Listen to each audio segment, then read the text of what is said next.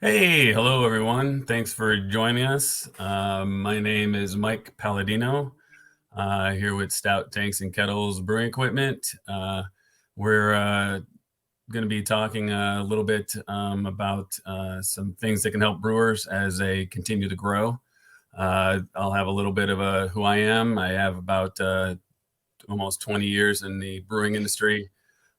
16 of those were putting a little paint on the joints in the back and learning the skills of a brewer like most.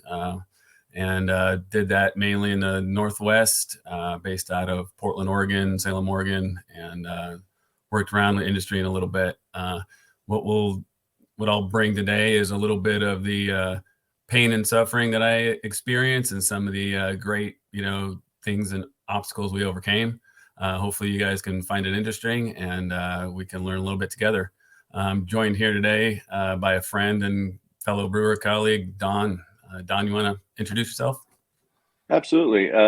Thanks everybody for being here, and thanks for having me. It's been about well over a decade at least that I was brewing here in the Pacific Northwest, and got to get in at the ground floor at a brewery that was starting to hit its stride, and eventually finishing up my time there when they hit about 15,000 barrels. So I got to see a lot of growth over just a wonderful time in the beer industry, and now help people with the equipment side, and use a lot of the insight that I have there, a lot that my colleague Mike has taught me as well, and now have a chance to still be working with people and be a part of the industry that I love so much. So excited to talk about surviving and thriving. Just a phased approach to growing your brewery. It's a lot of different concepts for how to take that next step, should you need to, with your brewery, sometimes even questioning whether or not you should need to. So let's dig in. Yeah, excellent. All right, there we go. Sorry, down button. It all All starts, right. why we're here. I think a lot of us, it starts with why we're here. It's a lot of passion and desire. Some brewers tend to be people that are great and likable to be around. So why do we want to be brewing? Here's a couple of those things that kind of bring us in. But what brought me into brewing was a lot of it is the people itself. I really fell in love with the opportunity to hanging out, bartending in a brew pub. Found out that this was an industry that was something different, passionate, and fell in love. I'm sure Don, you've probably had some similar experiences. I know you did a little more, different experience than I had, where I moved around and opened a bunch of different locations and had some experiences that way. But what brought you in? I think it was the camaraderie as well, like you said. The brewers just come from all walks of life, but in the end, they share a passion for the craft, and we can geek out. And one of my old friends used to say, "How do you when you walk into a bar and you sit next to somebody, how can you tell if they're a brewer? It's because they're going to tell you." You know, they're they're pretty much very excited about the industry, very excited to hear people's thoughts on beer, and just uh, we enjoy the part mad scientist, part chef. It's funny that when I say a lot of people from the beer industry come from different backgrounds, amazingly enough, a lot of them have a fine arts background. I don't know why, it just happens that way, but it's kind of fun. We all probably start off like this gentleman here. I don't know about the collar and everything, but we have that look, we have that thought, and by the time we're done, you see us in some overalls with probably yeast all smeared across it and everything. But Hmm. we're having a blast. We're loving what we do. Definitely a job of passion. Sure. Cool swag. I don't necessarily know about it being cool swag as much as cool swag and say experiences. I think the experiences that you get to experience at the brewery, beyond just in the brewery itself, sometimes you get to do out of brewery things that are just kind of cool. Maybe your brewery is affiliated with the local science museum like we have here, where they do these brewery after dark nights, where you can be at those and meeting people. Sometimes there's outdoor events. Sometimes there's just these conferences that you get to go to, It's the and just friendship, the just get relationships. to enjoy the camaraderie of the group. But Yeah. free beer for life. Well, I mean, it's like working in a donut shop. You can only have so much after a while, but you get to not just enjoy your own beer, but you get to have a lot of other people's beer and a lot of different styles, and you get to enjoy those. Passion for the craft. Just reiterate that everybody that is in brewing is there for the beer. I mean, they just love beer, every aspect of it. It just makes us giddy.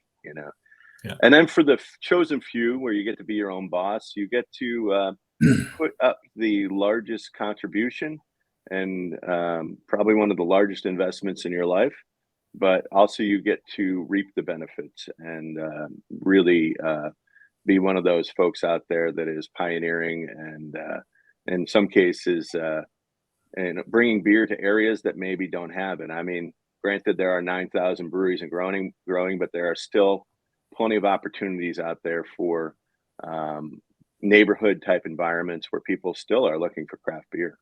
Yeah. And we're going to bring them to them. Yeah. I mean, there's definitely more and more opportunity everywhere you look. Moving on to the next one here. We have, I know this is going to help me. There it is. It's funny. Where's my mouse? Business plans can vary. We're going to go over a few of these. Let's kind of chop it up so that we can digest it a little bit. But on-site sales. These are where a lot more of our brewers, I think, fit into this. A couple of the examples, if you want to lead us on that, Don. Sure. On-site sales definitely rely upon the building so much. You're looking at a lot of times dedicating at least half of your building to customer facing. You want to have as many people in the seats. That's what's paying the bills. You want to have a comfortable environment. You start to get to what your draws are. Your draws going to be, are you going to be a music venue? Are you going to have a great brew pub that just happens to be on a heavily traveled route? Are you going to be having tractor pulls in your back of your brewery? I don't know what you're going to do, but I mean, it could be any number of things, and it's very specific to your group. These are the people that you want to be a part of what your brewery is all about. So having outside draws beyond just the beer is nice, because it at least brings the people in and allows them then to sample the beer, then to become adamant supporters of the beer. What is the cost of labor and equipment needed to dispense the product? Not incredibly high. I mean, you do have some bartending. There's even self-pour stations in states that allow them currently, where you can change that over. And I know a lot of people have gone this route in states that do allow it, because they can make that area much smaller. And then instead of putting a bartender there, maybe they have somebody with has intimate knowledge of the beer and can talk about the different styles and talk about everything with the customers, and they really tend to get jazzed about that. You also protect yourself a little bit more when it comes from the aspect of over serving. You never want someone's tips to be leading them to decide to over serve and put your brewery at jeopardy. So the self-pour technology has really come a long ways. Kind of monitors a certain amount of alcohol over a certain amount of time, so therefore it's a safe alternative. Food service, who's responsible? A lot of people don't want to be restaurateurs.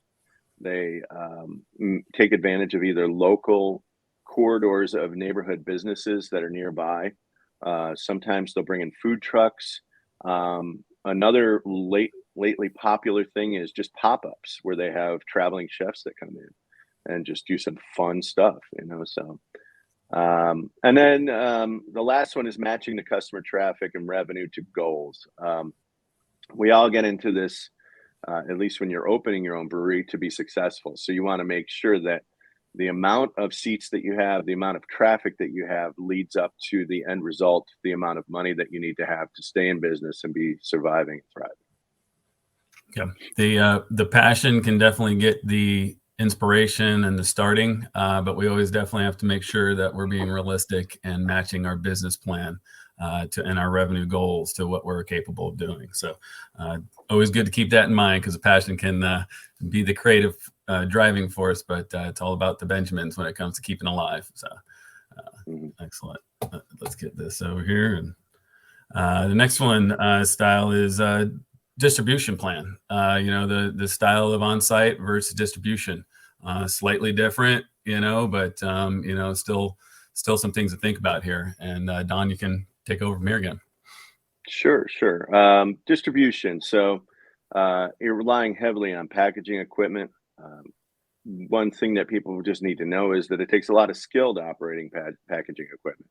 If you don't have a qualified packaging technician, or the ability to have somebody learn to be a qualified packaging technician, you could be taking perfectly good beer and throwing it down the toilet. It's just, it can easily be a spot where you oxidize your beer, promote just terrible off flavors. You could have very short shelf life, and you don't want that, because you have less control of your product the second it leaves your doors. Secondly, it's a packaging game.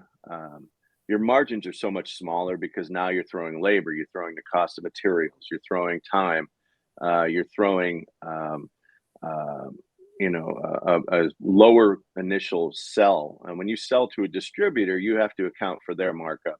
So typically your product goes up probably about 30% to them, or after them, 30% to the grocery store. So by the time you're done, if you sell it too high, your on-shelf price is going to be too high, and you may not get the traction of sales that you want. So this really involves a little bit of business acumen, a lot of negotiating, and a lot of really trusting your distributor.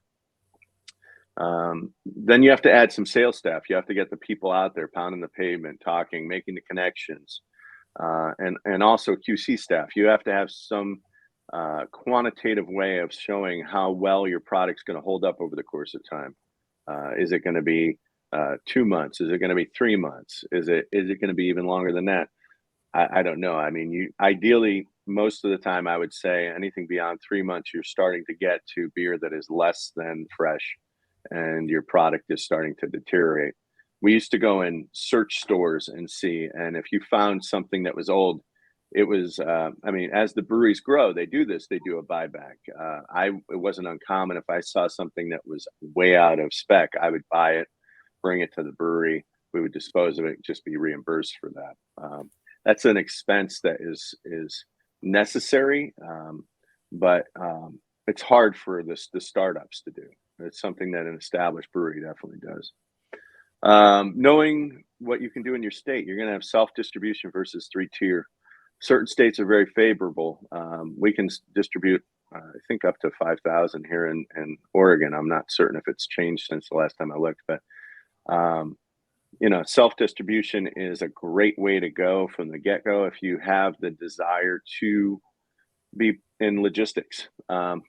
It's a pain in the neck sometimes, but if you get started this way and eventually you transfer to, say, a distributor, a lot of times they have to compensate you with that brand building that you've done up front. A lot of times based off of that year's worth of revenue, they will have to give a certain amount and almost a buyout. And I know a few breweries that have done this in order to establish a foothold into their next bit of equipment that they're getting into, their next expansion. Cold storage space, super important. The second is package. You want to be able to keep it cold. You don't want to try to schedule to have your distributor come and pick it up right then and there, because you know that it's not necessarily going to happen. You have to have the ability to keep it cold, regardless of whether or not they can show right up that day or whether or not it's going to be 2 days from. So very important things to have for a distribution model. Yeah, I think that definitely the type of skill level can be different with the distribution. You start to get sometimes a little more specialized people that are looking at making relationships. Those distributions, like you said, are similar to marriages. They work for a lot of people, and some it's a tougher one to get out of if you do have to get out. Cold storage is always something as well that I've found that you never have enough of, no matter the size. When you're just, having distribution, it's always something where you're kind of thinking about, planning ahead, building up, using space high is what I'm always suggesting if that's possible. So, whoops. You still there, Don? I'm still here. I think you just lost the slideshow somehow. That's an interesting one. There we go. we should be on common ground there. Yeah, I don't know what happened there. Anyway, back to common ground. Yeah. So on this one, what do we find that are similar that cross over? Because there is the crossover part, and you can go ahead and start there, Don. Yeah. So you're going to assess the best way to sell your product to meet your goals. A lot of this relies upon the geographic area. Some places are going to be in need of that distribution model. I would say those are few and far between now. Much more people are doing smaller systems within 4 walls. But you could find yourself in a rural environment that does not have a brewery in quite some distance where you can make some headways and be a distribution model very easily. Like I said, the more breweries that do open, those are a little bit further out. But with a solid business plan, anything is possible. So it's just a matter of doing your homework there and making sure you pick the right one for you. Phased plans. A lot of people come in and then they do the build out in phases. A recent customer of ours, I went and visited, where they have a facility right now, 5-barrel system, very large building that they're working with. They've opened up the bottom floor of that building as a first phase, and that 5-barrel system is more than adequate for handling that.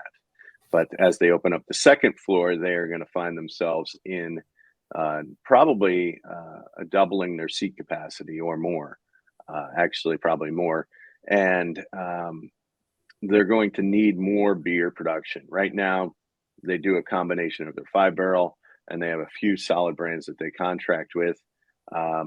They own the lot next door to the building. Their plans are to push into that next lot, bring in a larger system, and take it to what they call their next phase, obviously. So this is common for those who really have thought things through. Now, not everybody's going to have this kind of foresight or this kind of city support, but if you have a phase plan, it's pretty easy to put that together and know when you've hit each section of your goal there.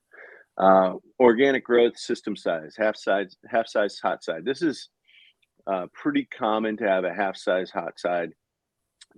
Throwing labor at it in order to take it to the next level there, where you're doing half batches into a larger size cellar, and then when the time does come for that pressure relief, if you will, then you find yourself easily able to sell the hot side, get a single size hot side, maybe even bring on a couple double size tanks of that size. The reason that this works really nice is because the half size hot side also limits your initial footprint. It also and lowers the amount of utilities that you need. And that is something that sometimes is a little bit of a holdup for people. Maybe they can bring in more utilities as the business makes money. But not all buildings are just set up right out the gate to be perfect for how you want them in the long run. So, yeah, the growth can be definitely over time, where you're exactly able to bring that money in, pay some of that down. Now you're able to bring that 3-phase into the building. You're able to bring the bigger gas line into the building. So I think a lot of times, asking another brewer how they grew is really beneficial for people who, instead of just thinking this is the way it's going to be, ask your fellow brewers how they've grown. You'd be surprised what they've done. All right. The tough part: how do you make this happen? What are the things that we need? And not all of us have Daddy Warbucks around behind our back, but the funding sources. There's quite a few of them. Hit on a few of these but this is something that brewers do have to face. Don? Yeah. During COVID, I would say a lot of banks stopped investing in breweries. They saw a lot of restaurants go down and immediately just associate breweries with restaurants. So a lot of the funding was private funding during COVID. Those were the investors that had money, weren't seeing much on the returns, wanted to get into a business that really it is proven to be recession proof, pandemic resistant. Uh, people still buy beer regardless. It's a guilty pleasure. It's something that is fortunate for us. It's a very safe bet. Um, Convincing banks that sometimes is not easy, but angel investors, people who have money, a lot of times an angel investor is just somebody within the family, but I'm just kind of using that term overall for investors. People with large amount of cash that are looking to put it into an investment for the long term. So bank loans, SBA loans, those are still there. There are a lot more hoops to jump through, but more than capable of being approached. SBA loans, I had a customer who had his loan denied, then had to have another evaluation of the building done, then came back to me and then out of the blue a year later says, "Hey, by the way, my SBA loan just got approved." And so for those who really are perseverant and like who continue to be tenacious at this, they can make it happen. It's not an easy road. Um, One of our customers that I was out at talked to me about how the city gave him some beneficial pricing on the building because it was in a corridor that they wanted to bring some livelihood to. And amazingly enough, the second that he signed papers, started doing work on that building, all the other businesses started to be purchased. And this was an older area that just didn't have much growth. Um, People realize that breweries are anchors to traffic and that they are anchors in the community, and that when there is a brewery there, if you have another business, it's probably going to gain the benefit of that brewery being there. So lastly is lease to own. A lot of that is happening right now just because banks have been um, a little bit more difficult to get approvals from. Banks have also been jacking up rates left and right in order to combat inflation. And, so borrowing that money is a little bit harder. Now, that to say, the lease to own is a little bit of a different situation. It's more like a mortgage for the equipment that you then pay off over the course of, say, 5 years, and then have that $1 buyout at the end. A lot of people are doing this. It's mainly for the equipment. You still have to have money to get started with the building build out, other things that are involved in the business, but this is a nice way to go for the system itself. Yeah, I think one of the things I would say for anyone that's ever come to me prior to my time here at Stout or whatnot, I said start early. If you're need to know where you need to be, if you think you want to open a brewery in 2 years, don't wait 2 years to find out where you sit financially. Start to kind of ask the questions. Go talk to some type of advisor. So a lot of the bankers themselves, the people who are doing the equipment leasing, will help guide you. They want to make sure you have an idea of where you need to sit when it comes to the time, and not just be surprised when you go to ask for a loan or see where you stand. Doors are now open. We've got the funding. We've got everything. You're moving along. What do? You usually need to think about a few things. Is how things are moving now that the doors are opening. A lot of times we're running through the forest. You don't see the trees. You kind of have to sometimes slow down. Sometimes it's asking for help and asking for other opinions. Don, I'll let you go from here. Yeah. Thank you, Mike. So it all started with a business plan. When you look at that business plan, it's going to evolve over time, but it's still important to have it written down, have it there to be able to reference. When you start to evaluate how you're doing, pull out the business plan. Have you met the goals that you are looking to achieve there? If you've surpassed them, how can you improve it and move on to the next level? It's probably the most important thing to be able to look at your business plan and know how you've done, because anything else is just a hunch. So important to get an outside perspective. You could think one thing but sometimes having an unbiased opinion or someone outside of your business that can take a look in and just see how you're doing, can evaluate it in a very non-emotional way, is going to be an outstanding thing for you to do. And that can be from any aspect. It could be from the business aspect. It could be from the customer experience. I mean, we have certain businesses that come in and check and see how you're doing with the customer experiences.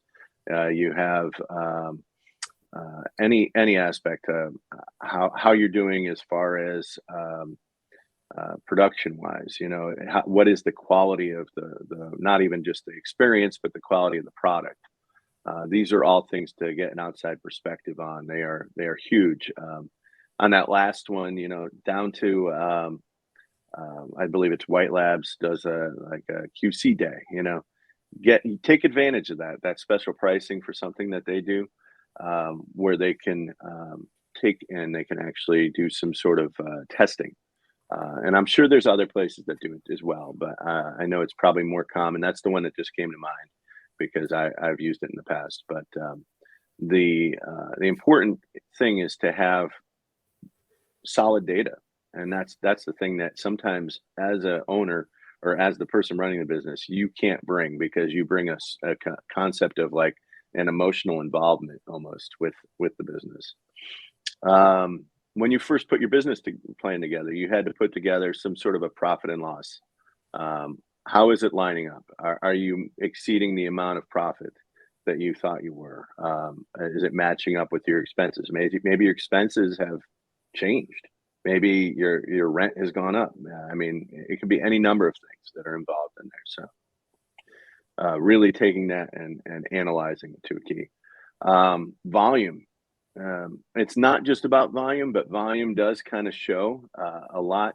It's one of those things that I know a lot of brewers look at. They look to see how they compare with others in their state. There are lots of areas where this information is published, where you can look up and see barrel age per year and how you're competing with your peers, and that is another way to kind of gauge your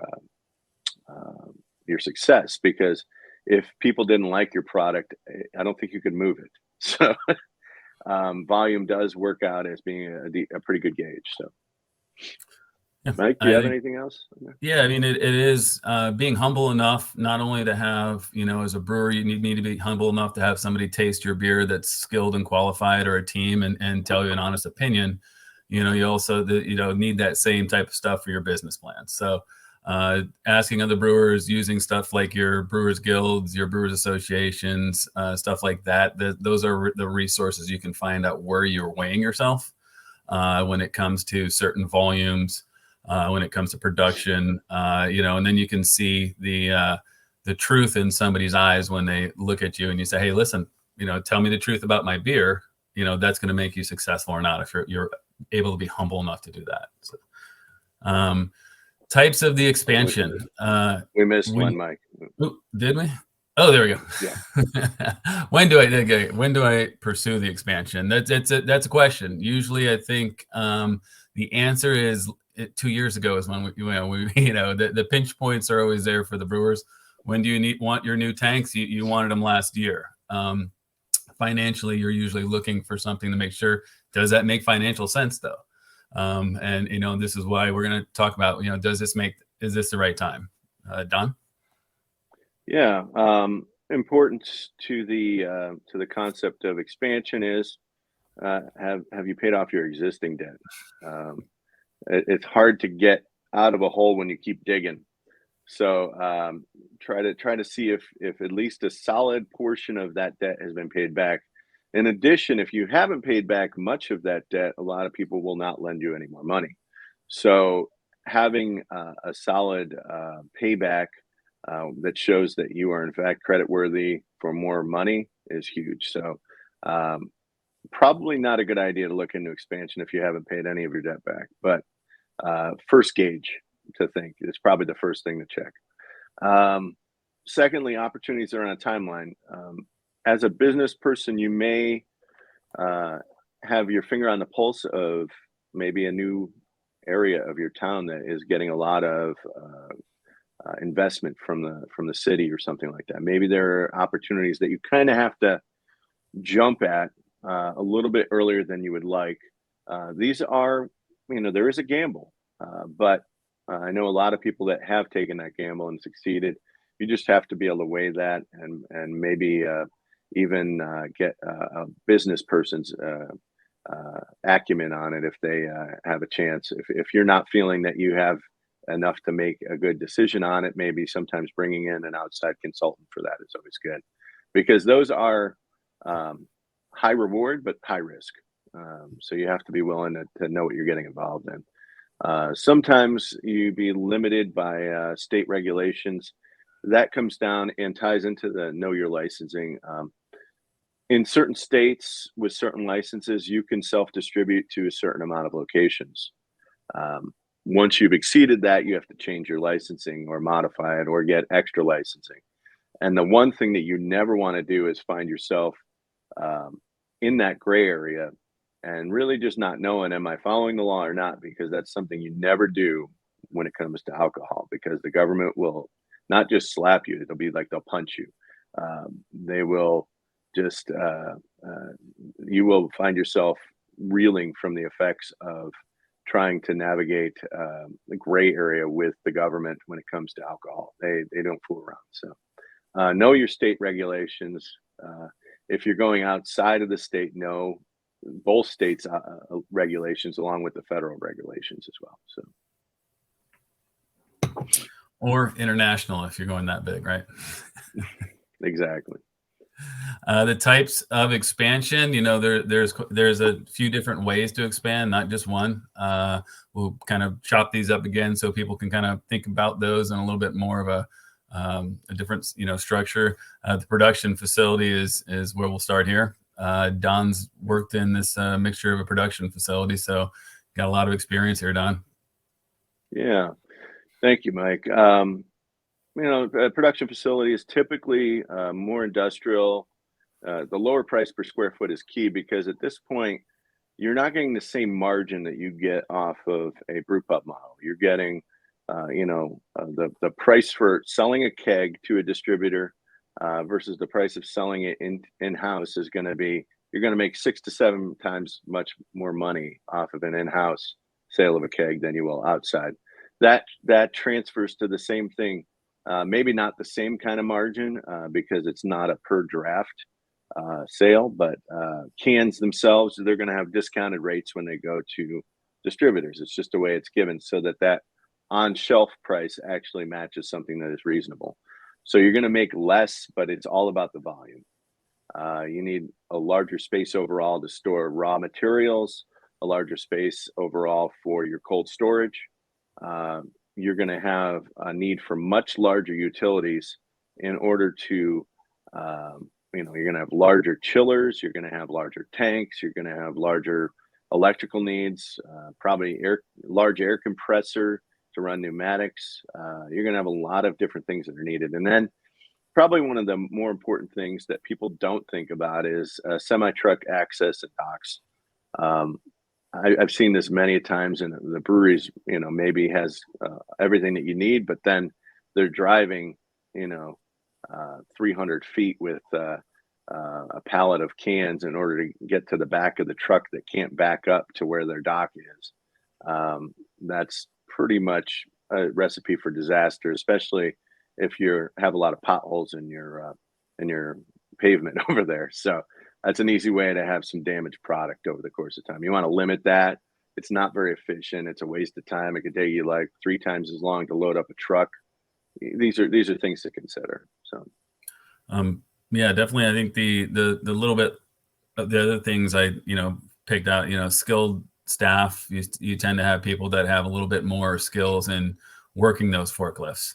Working pallet jacks, you're working wrappers if you have something that's going to be spinning and, wrapping your pallets, and then maintaining some of those things. There's a little bit different, you're maintaining the equipment, a little bit larger equipment, different equipment, air compressors, and maybe other things that you're, not used to. So these are the type of things you have to think about as a skilled labor, along with the expansion of the facility itself, is the people that are going to help you get there to the end goals that you're searching for.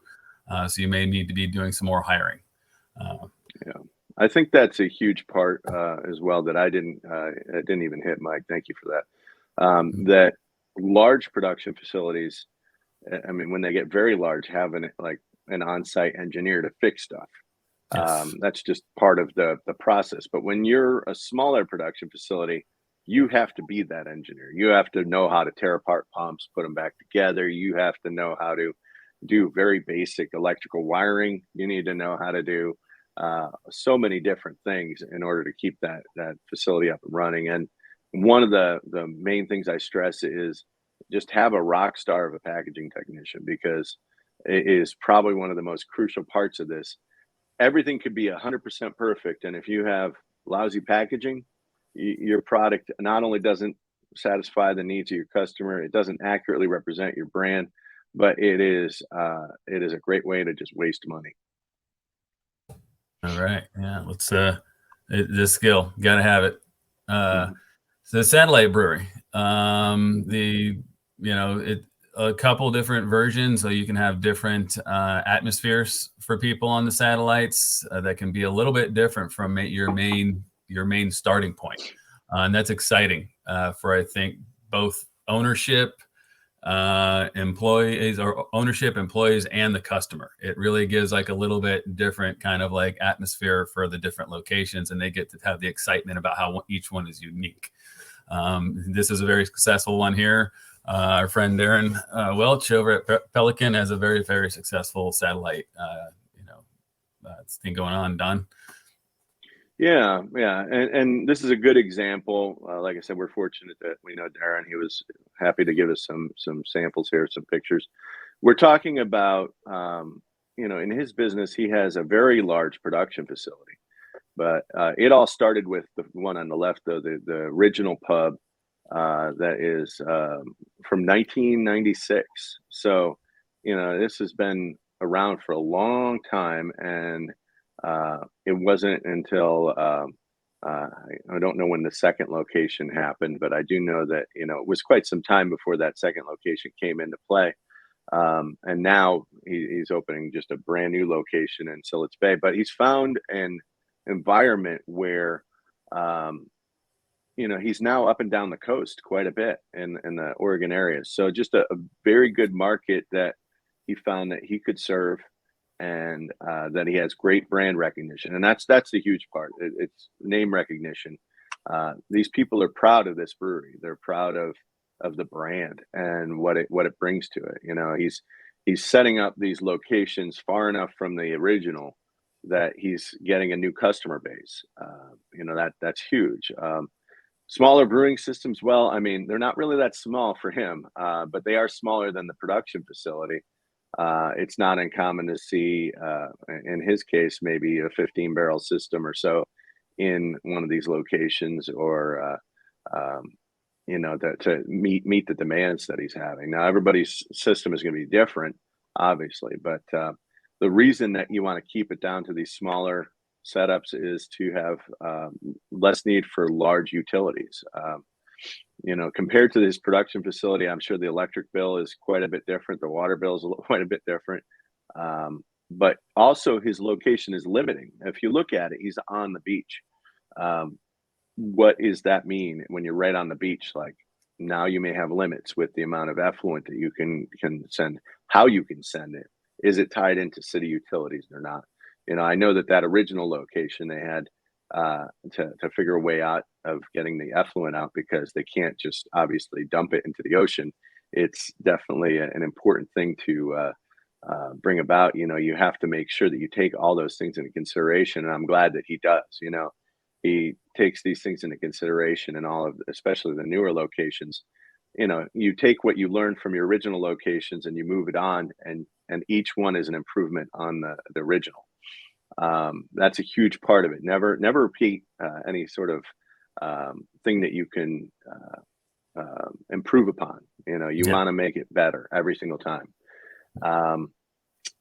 Let's see here. We have modest utilities, as I said, and then look at the licensing. Once again, very important. But the nice part about locations and satellite locations is, if you have canned product or bottled product, growlers to go, you have a great ability to get offsite sales in addition. So even if a person is not coming to have a meal at your location or whatnot, they're going to come in and they're going to get a view of the location. And a lot of times it's that view that makes them say, "Hey, I'm coming here next time. Next time I'm in the neighborhood, I'm popping in here," and that's a huge important part of this is that um, you're going to get people's eyes. You may not get their patronage in the way of a sit down meal that time, but you're going to get their eyes, and that's a huge part right off the bat. So Yeah, no, the another thing that's interesting is when you have the satellites, you can, depending on the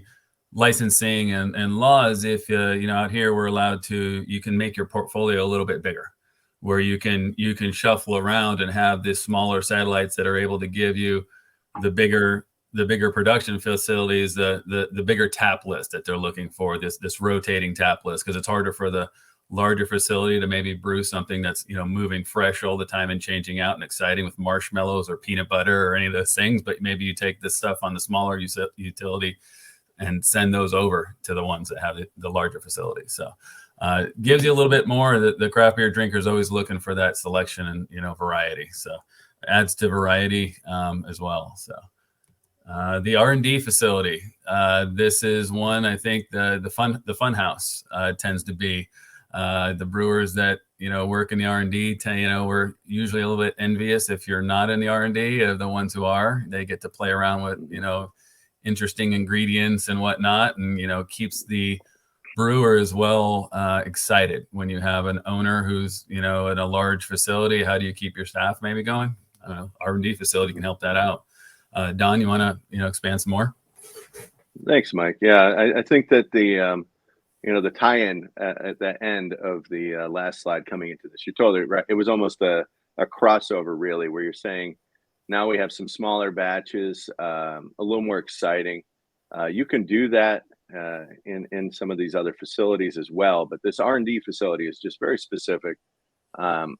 It doesn't even necessarily have to be another facility. I know people that have just a vigorous program of R&D inside their own brewery. They just have dedicated space for it, dedicated fermenters, dedicated whatnot. But even the big guys, they have a need to follow R&D tightly, because you have to keep the customer excited and engaged. So more fun batches, getting all those different beer styles that you probably wouldn't do because the cost of goods is really high, and just having fun.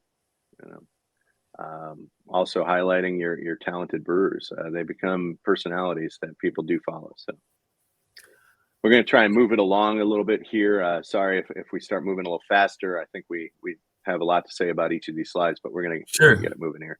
Yeah, I know. I think just making sure that the people are also looking at R&D as something that is relevant.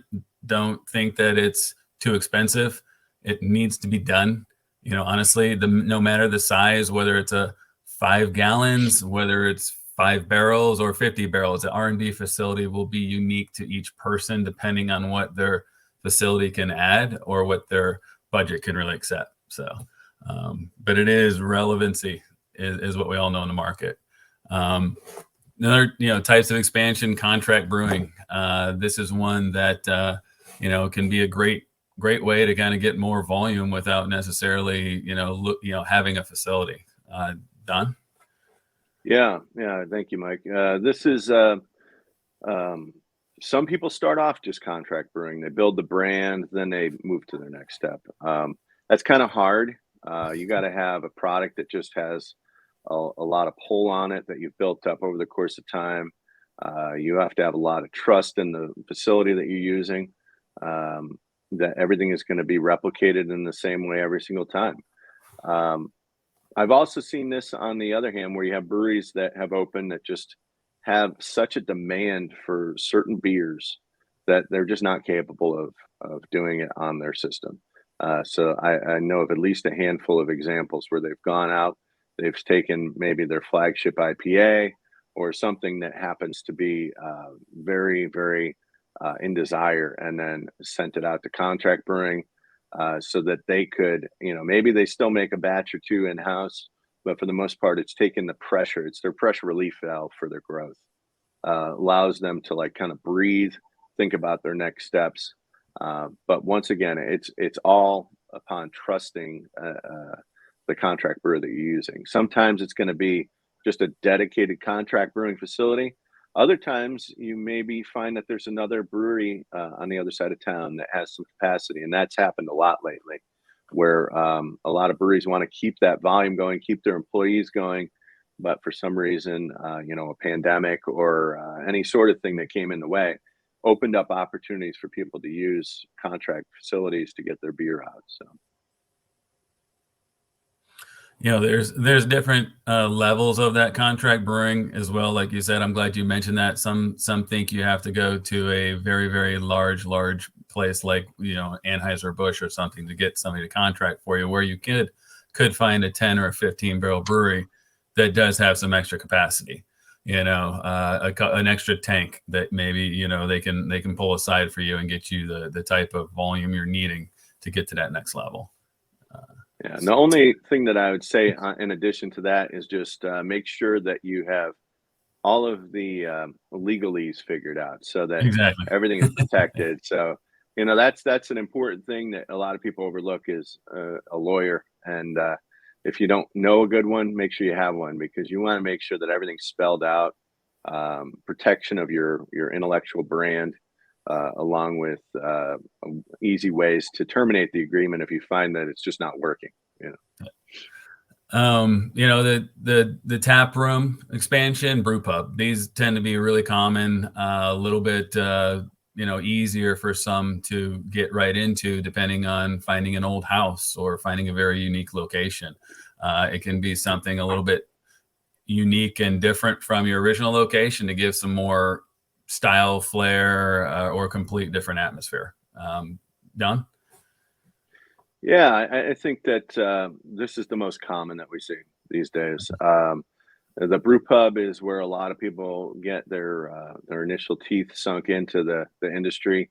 You can do very well if you have a great business plan. Make sure that people are, everyone in there understands what they're getting into, how they're going to be compensated, what kind of beer you need to sell in order to be successful.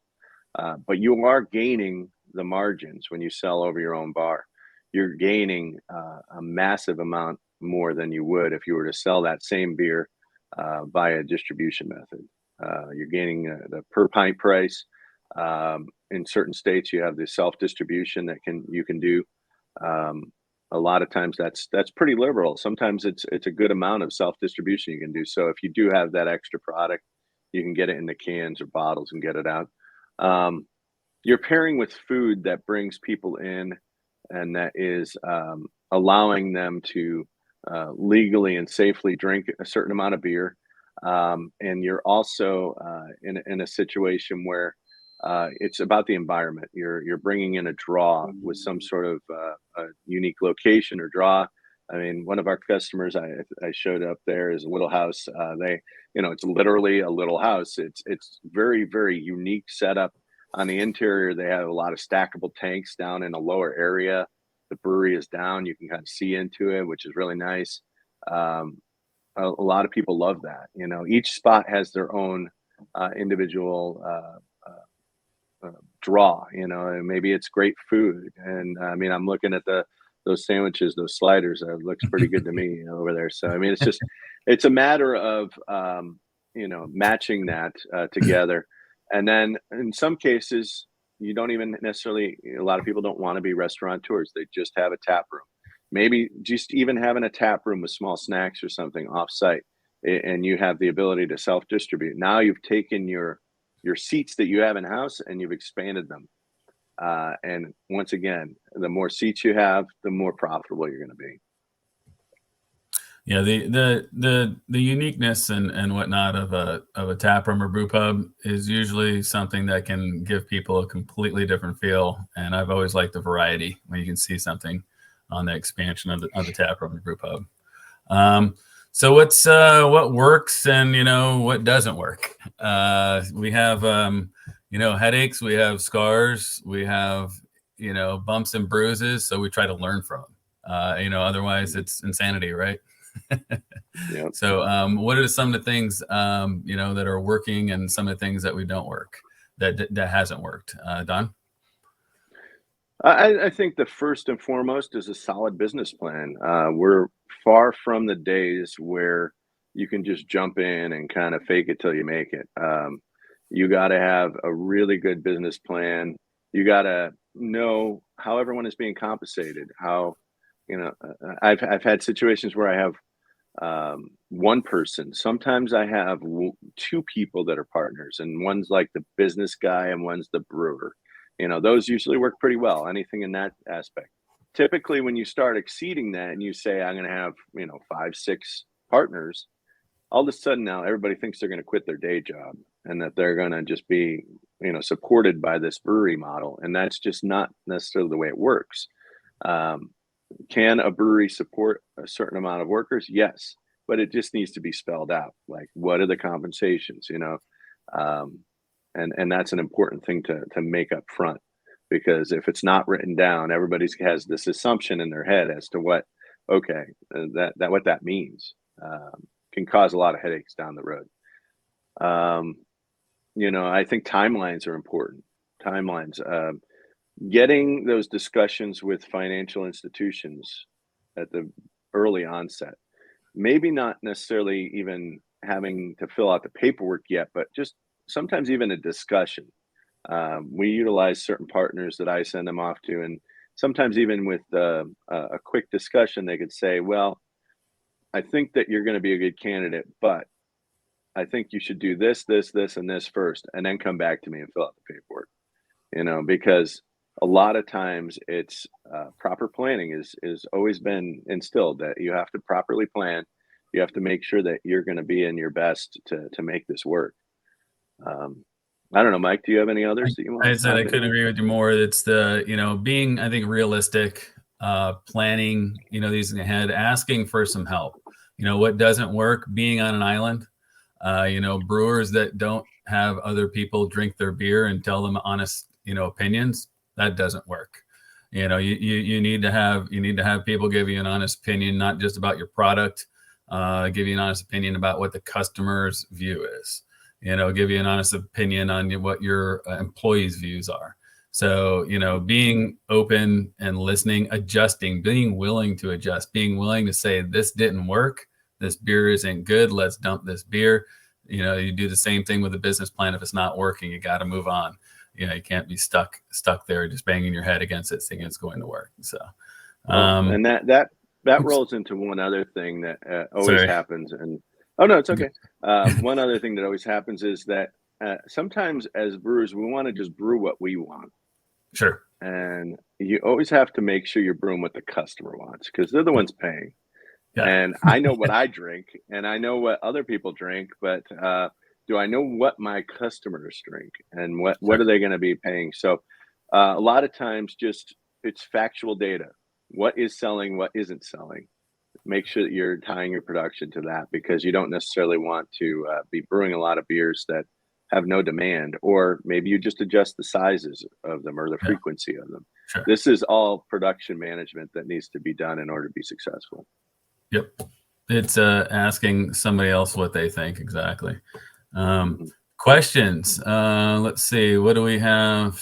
Some of the common questions that I find is, the financing question. I find out what people ask a lot of is, how much does it cost to open a brewery? That's just a very, very odd, open question. Or, what does it cost to expand my brewery? A lot of times it's going back to like, what do you want to identify yourself as? Getting back to, do you want to be a brewery tap room? Do you want to be more of a production type facility? Or is this what is your identity?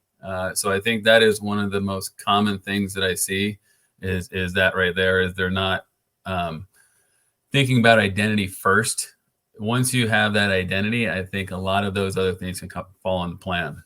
Don, what are the other, questions you think that people ask you a lot when they're looking at either expanding there?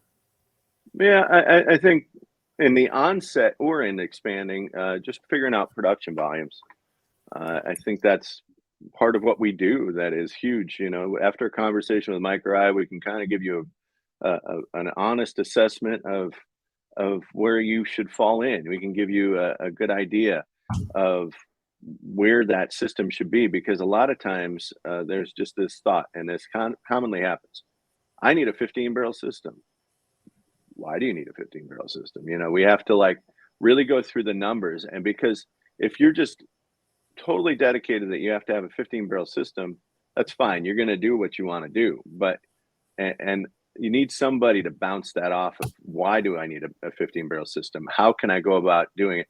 How can I start off here and end up here successfully? Because that 15 barrel system, you could eventually grow into it, but it's quite possible that maybe you'll never meet your capacity with that particular business model. This is important reasoning to like talk through with someone who knows what they're doing. You know, the professionals who are have been through it and have done it and have seen what has worked and what hasn't. These are important things to consider. But I think that's probably one of the biggest things, is make sure you're not wasting your money. Make sure that your money is well spent, especially when you're startup, especially when you're taking the leap from startup. Now you've had a little bit of maturity of your business. Now you want to go to the next step. That next step is just as important as when you first started off. Consider yourself a startup again, you know. And I think that's the important thing to make sure that you're doing, is that you're being wise with your money, wise with your time, and having all of those expectations kind of spelled out beforehand. I think one of the other things that I think that people need to ask themselves is, how much are they willing to work and do things themselves? That becomes something where you're stretching yourself too thin a lot of times if you think you're going to be able to do everything. Be realistic about that. Get a good team around you. Be willing to, you know, pay them a decent amount of money, where you're not just spending your time rehiring people. That can be a really, you know, bummer when you're spending your entire time, you know, rehiring people. How can you plan for expansion while designing your initial brew house? Those are some things where, when you're talking with your builder, you know, you can hopefully talk to them about the facility that you're looking at, you're potentially, and they can hopefully guide you that way. There's a lot of planning, you know, when we're talking with people, and you know, the more information that they can give us, the better we can really guide them. I think we're running down to the last 20 seconds here. So I'd like to just say thanks a lot, everyone, for listening. If you want to reach us, you can reach out to Don and I at stouttanks.com. We answer the phone, check our website, and really appreciate the time that you're allowed us to spend with you. And we'll hopefully see you at the next brew gathering. And I want to thank CBP for having us. And once again, it's always a pleasure, and look forward to talking to you all in the future. Take care. Cheers.